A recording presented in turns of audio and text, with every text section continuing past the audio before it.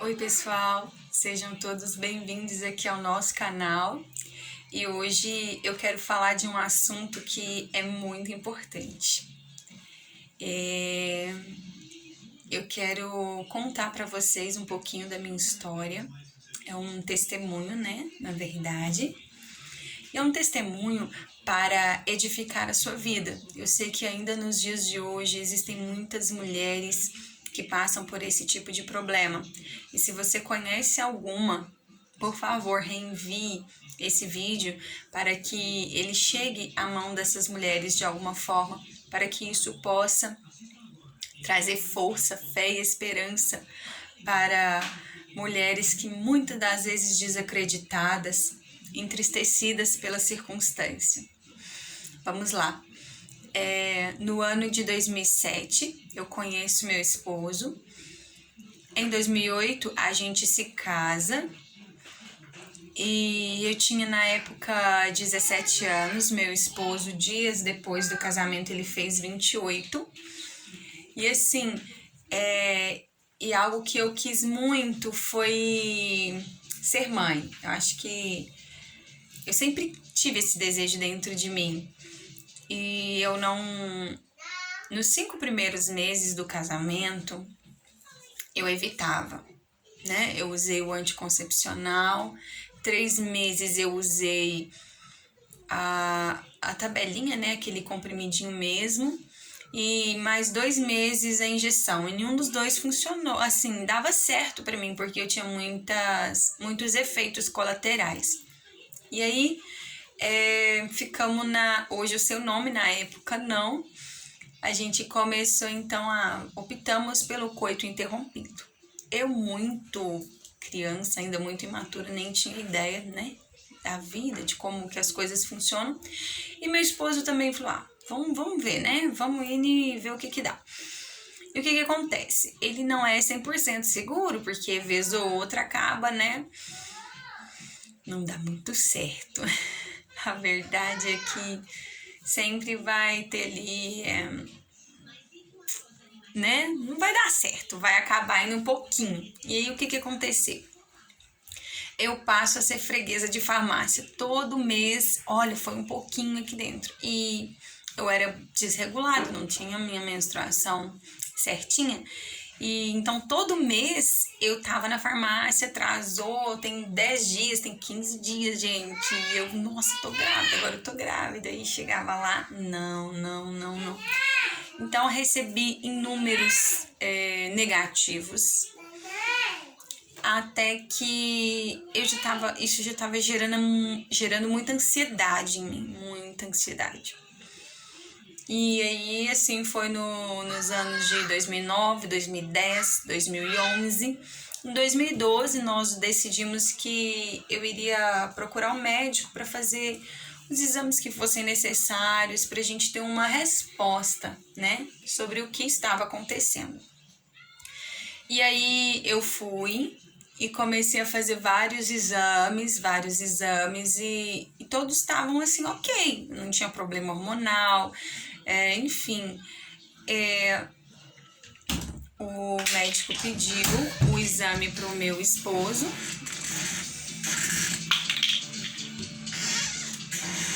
Oi? Oi? Entra, filho.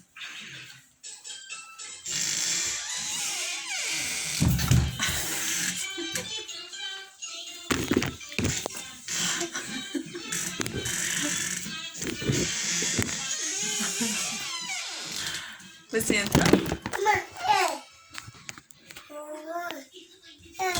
E aí, pessoal? E aí, com todos os exames... Vem cá, filho. Com todos os exames que ele me pedia, estava tudo certo. Então, ele optou por pedir o espermograma para o meu esposo, que passou muito aperto, pensando que o problema fosse com ele. E o que aconteceu? Fez o exame, veio o resultado e também estava tudo perfeito com meu marido, não tinha problema nenhum. E aí o médico pediu um outro exame, que esse fica para a última instância mesmo, pediu esse exame não vou lembrar o nome agora. Qualquer coisa deixa aqui nos comentários, tá? Porque é um nome complicado. Mas enfim, é um exame que a gente faz na sala de raio-x, com o aparelho de raio-x, e eles injetam pequenas porções de contraste dentro do nosso útero e fotografa, né? E tira ali o raio-x. Então, através deste exame, constou que eu tinha as trompas obstruídas. Eu tinha obstrução bilateral. Ai, que eu não esqueço os nomes. Mas eram as duas trompas. As duas trompas estavam obstruídas. Então, acabou minha procura. Eu tinha ali agora um diagnóstico. E eu sabia o porquê de alguns anos tentando. E eu não consegui. E aí ele falou pra mim que o que eu precisaria tentar era a inseminação, né? Visto que já põe o óvulo fecundado dentro do útero e tal. E aí eu comecei a pedir a Deus que me desse condições financeiras, já que o propósito de Deus era que fosse dessa forma, então que me desse condições financeiras. E fiquei por alguns meses pedindo a Deus, né? Orando ali, até que... Porque a gente sabe que... Põe o dedinho não, amor. A gente sabe que... Vem cá, mamãe. Vem pra você aparecer ali, vem. A gente sabe que em alguns momentos Deus ele vai fazer um milagre. Em outros momentos ele vai trazer pessoas até você para que o milagre aconteça. Ou seja, ele é o médico dos médicos, mas ele também usa médicos aqui na Terra. Ele atua por meio da ciência, por meio da medicina, né? Enfim. E eu me convenci de que seria aquele um método que Deus queria para me abençoar, para me fazer mãe. E aí, Deus começou a ministrar no meu coração. Algo muito, muito forte da parte de Deus. Dizia para mim acerca de milagres que Deus fez em mulheres estéreis da Bíblia. E vinha pregadores na minha igreja, eu ouvia palavras pela internet, pelo rádio, enfim, não importa de onde vinham a palavra, a informação, Deus usava todo mundo para pregar acerca de esterilidade. Ana, Sara, Isabel, tantas mulheres da Bíblia, tantas, né? E quando eu ia assistindo aquilo, eu achava lindo, nossa, glória a Deus, enfim. Mas Deus dizia assim, tipo, glória a Deus só? Não, tá faltando um detalhe que você ainda não se atentou. Eu fiz na vida delas, por que com você eu vou usar a medicina? Deus começou a gritar isso dentro de mim. Que ele era o mesmo de ontem, hoje, e ele vai ser eternamente, que ele não mudou. Ele não está incapacitado nos dias de hoje. Ainda hoje, ele ainda faz milagres. E Deus começou a ministrar isso no meu coração. E isso foi gerando fé. Foi gerando fé. E eu lembro que a igreja que eu estava na época começou a fazer uma campanha. Era até assim, acho que voltado para a área material, né? Chamava a chave da vitória. E eles deram simbologicamente uma chave para que nós pudéssemos apresentar nas campanhas. E ali eu decretei que a chave da minha vitória não era chave de carro, não era chave de casa, era a chave da maternidade. Que Deus girasse aquela chave ali, desse um start em tudo e me concebesse filhos. O desejo da minha alma era ser mãe. E ali eu comecei a buscar a Deus, e eu digo que eu apostei todas as minhas fichas ali, naquela campanha, no Deus que já vinha falando comigo e que Ele estava querendo fazer algo em meu favor. Amor, não segura ali, não. E aí o que aconteceu? Antes que a campanha eu me lembro que era uma campanha de 7 elos. Seriam 7 sexta-feiras buscando a Deus no sentido desse propósito. E aí eu tava com 4 semanas de campanha. Eu não tinha terminado a campanha ainda.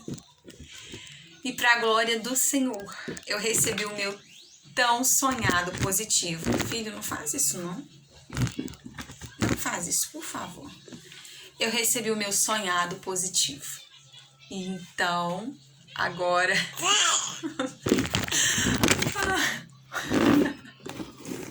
o meu sonho estaria se realizando. Estava um passo de acontecer. Né, filho? Tá sujo aqui, ó. Só que, gente, as coisas não são bem assim. Deus, ele nos prova às vezes. Ele testa a nossa fé. Não porque ele quer nos prejudicar, ou porque ele quer ver o nosso sofrimento, ou porque ele quer tirar algo de nós, mas porque ele quer ver a nossa disposição em obedecer. Ele quer saber a nossa reação mediante de algumas situações adversas. E o que aconteceu? Eu engravidei, testemunhei na igreja ainda durante a campanha, a igreja inteira chorando. Isso foi no ano de 2014, finalzinho de 2013, que foi no mês de novembro de 2013.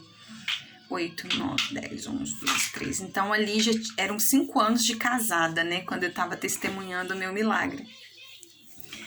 E a igreja inteira chorou, gente. Foi emocionante, foi lindo de ver.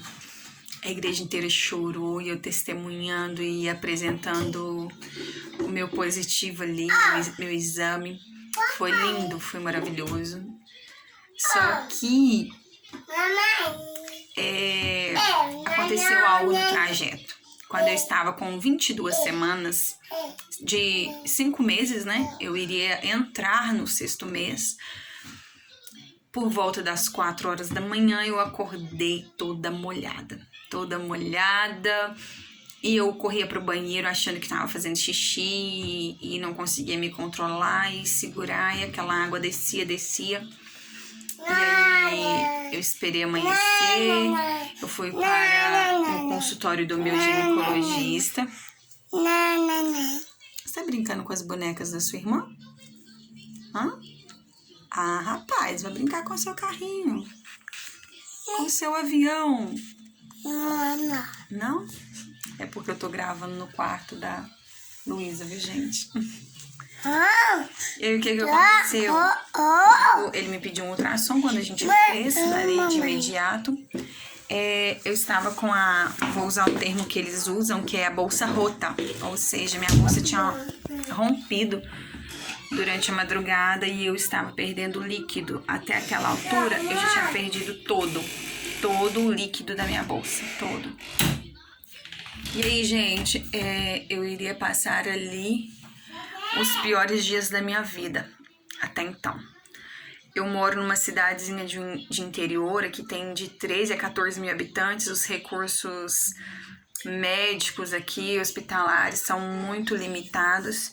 Então, tudo que acontece na minha cidade, que tem um pouquinho mais de urgência, de necessidade, é enviado para fora. E ali ele conseguiu uma vaga para mim no hospital em Belo Horizonte, capital de Minas Gerais, que fica a 200 e poucos quilômetros daqui da minha cidade. E eu fui, e aí eu cheguei lá e eu vou resumir só, né? Eu vou tentar resumir, mas lá em Belo Horizonte eu fiquei 5 dias. 5 dias até que eu entrei em trabalho de parto. Gente, é muito, muito difícil, porque só quem passa por isso sabe do que eu tô falando. Eu não tô dando muito detalhes, porque realmente é muito difícil falar sobre o assunto.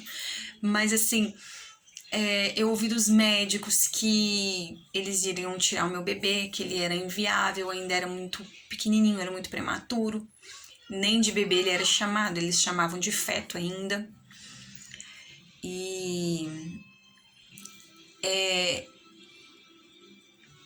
eles falaram pra mim, me levaram pra sala lá de preparo naquele dia 22 de março de 2014. Eu passei fome, literalmente, com muita vontade de comer, mas eu passei o dia inteiro sem comer nada, porque eu ia descer para a sala de parto lá e tal. E aí, eles, quando me levaram para preparação, falaram um monte de coisa, que o bebê não estava pronto, não tinha terminado de formar, a parte neurológica nem tinha começado, o cérebro dele...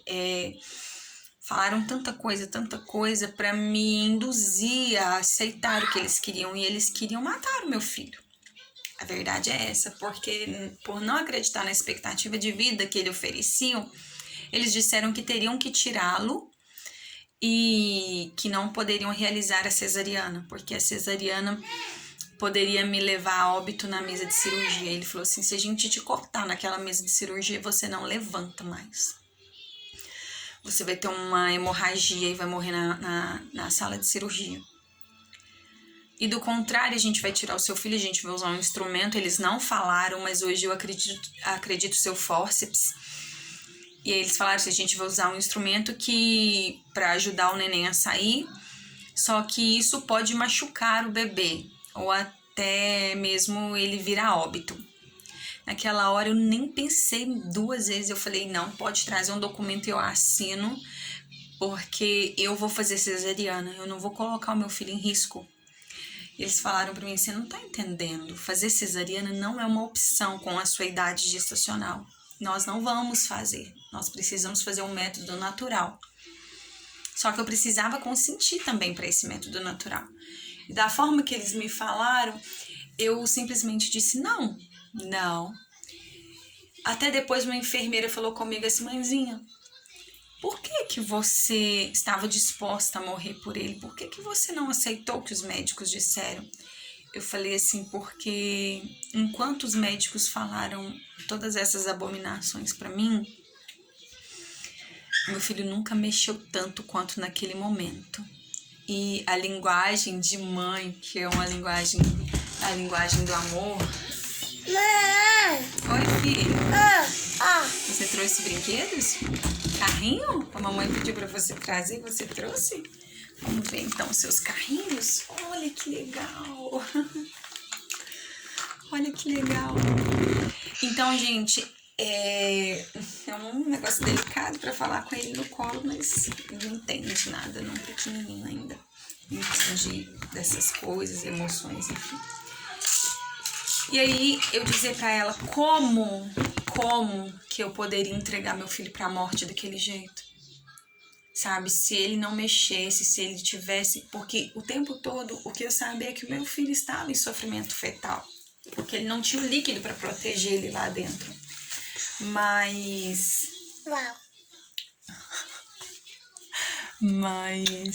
Vamos dividir? Eu sabia que ele estava em sofrimento fetal, mas eu não podia permitir que eles fossem fazer algo que fosse matá-lo. Então eu disse não. E aquilo comoveu muito aquela enfermeira naquela ocasião. E o médico disse para mim sobre assinar um termo para poder fazer cesariana. Ele falou assim, nem se eu fosse louco eu faria isso. Porque quando eu estiver no tribunal e tiver uma bancada de médicos para me julgar, eles vão rir de mim. Porque não se faz isso. Então, o que eles falaram? Falaram, olha, volta pro seu quarto, fica lá, continua ainda sem comer.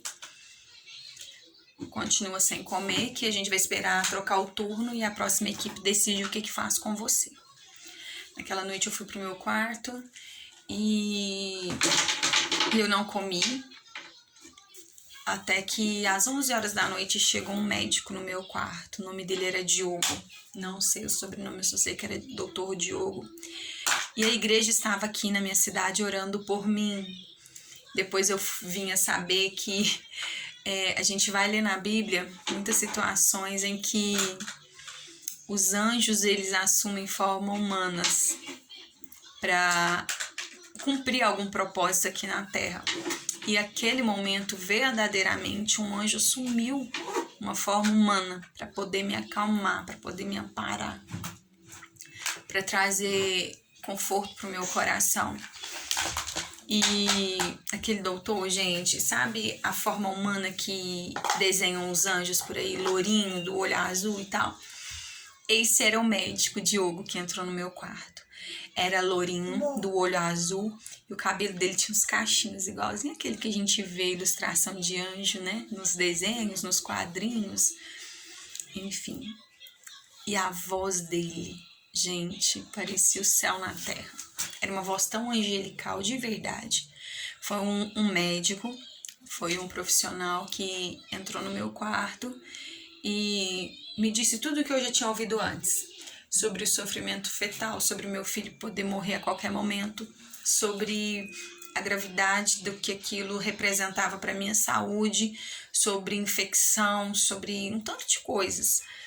E ele disse para mim que eles decidiram que iam acatar minha decisão e que a gente ia lutar mais um pouquinho e até o momento que isso não oferecesse risco para minha vida, para minha saúde.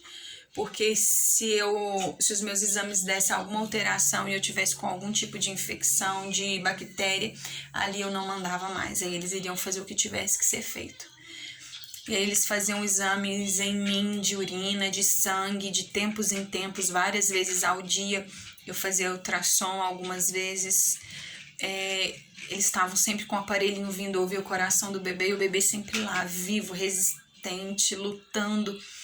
E aquele médico, ele disse para mim, olha, pela lógica médica, né, dentro da medicina, é improvável que aconteça dele sobreviver. Você vai... E nisso eu ficava só de cama, eu não podia levantar nem pra tomar banho, pra nada. E aí eles punham a Kumaide, né? Minha mãe ficou comigo, punha a Kumaide, queria fazer xixi, então tinha que levantar o quadril e ela punha ali e eu fazia a necessidade. Os 5 dias foram assim, muito difíceis. E eu só à base de remédios e comprimidos e soro e água. Ele falou pra mim assim, olha, é a mesma coisa de você pegar um saco e cortar ele por baixo. Então você joga água em cima, a água vai sair embaixo, não tem jeito, você não vai segurar essa água. Então a minha bolsa era desse jeito, eu podia beber a água, mas eu não ia, essa água não seguraria essa água no lugar que o meu filho estava. Mas ele disse, vai bebendo água sem parar, porque essa água vai passando pelo seu filho e vai hidratando ele nesse tempo. Então, assim, a minha Bíblia estava aberta, filho, não faz isso não. A minha Bíblia estava aberta na cabeceira da cama e ele disse para mim o seguinte, continua lendo esse livro. Continua lendo esse livro porque eu acredito em milagres, né? Tem jeito. Então, assim, foi maravilhoso receber aquele médico no meu quarto, isso na noite de sábado, e aí eu passei a madrugada e o domingo bem. Quando foi o domingo às 6 horas da tarde, eu comecei a ter contrações, e as contrações começaram a se ritmar. Eu fiquei de 6 às 4 da manhã, de 6 da tarde às 18 horas. Não, filho, deixa a mamãe segurar. Eu fiquei de 6 da manhã, de 18 horas da noite até as 4 da manhã. Momento em que o meu filho já estava quase nascendo. Meu filho nasceu de forma natural às 4h25 da manhã, do dia 25 de março de 2014. Só que ele nasceu sem vida. O sofrimento fetal que ele estava não permitiu que ele nascesse vivo. E o trabalho de parto foi muito difícil, foi muito dolorido. E foi de forma natural, sem pique, sem nada. Aconteceu no tempo que tinha que acontecer. E ali foi a data de nascimento e morte do meu filho. 25 de março de 2014. Só que Deus, ele é tão perfeito, que eu não entrei em desespero, não, sabe? Deus sabe exatamente a forma de trabalhar conosco. E se Ele tivesse me tirado de uma vez, talvez eu tivesse sofrido por rebeldia, sabe? Por alguma outra coisa, não sei. Mas Deus me deu 5 dias dentro daquele hospital, com meu filho na barriga, vivo. E me deu todas as formas humanas de lutar por ele. Tudo que eu podia fazer por ele eu fiz. Comprei briga no hospital. Da minha boca eu confessei que eu daria minha vida por ele. Eu escolheria fazer a cesárea que me mataria em cima de uma mesa a perder o meu filho. Então, assim, eu fiz tudo o que eu podia. E no final das contas, eu respirei e sabia que ali Deus tinha feito o melhor, porque era isso que eu orava para Deus. Para que Deus cumprisse não a minha vontade, mas a vontade dele. Que ele fizesse em mim o que era o propósito dele. E Deus levou meu filho. O que, amor? Caiu? Vamos lá pegar, vamos? E aí, eu voltei tendo que consolar as pessoas que estavam aqui. Todo mundo desolado, a igreja. Eu tenho uma amiga muito próxima que amo de todo o coração. A Bíblia fala que tem amigos mais chegados que irmãos, né? Essa é uma dessas amigas e estava grávida junto comigo. Aliás, eu estava grávida junto com ela. A minha irmã também estava grávida junto comigo, a Bárbara e a Juliana. Éramos nós 3. E naquele ano de gravidez, muito pertinho uma da outra, para vocês terem ideia, os nossos filhos iriam nascer na mesma semana. E aí, aquele ano, a minha irmã teve o Lucas, o meu sobrinho. A minha amiga teve o Rafael, meu sobrinho também, na fé, né? Sobrinho adotivo, de coração. E eu tive o Heitor meses antes. E foi o ano dos 3 meninos. Mais um, o Senhor recolheu. E aí, o que acontece?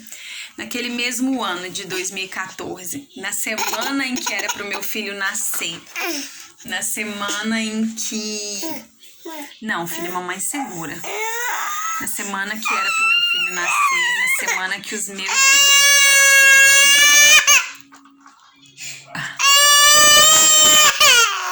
eu descobri que eu estava grávida. Pra glória do Senhor. Essa gravidez gerou Luísa. Luísa, vocês já conhecem ela aqui dos vídeos, né? Essa gravidez gerou Luísa. Pera, filho.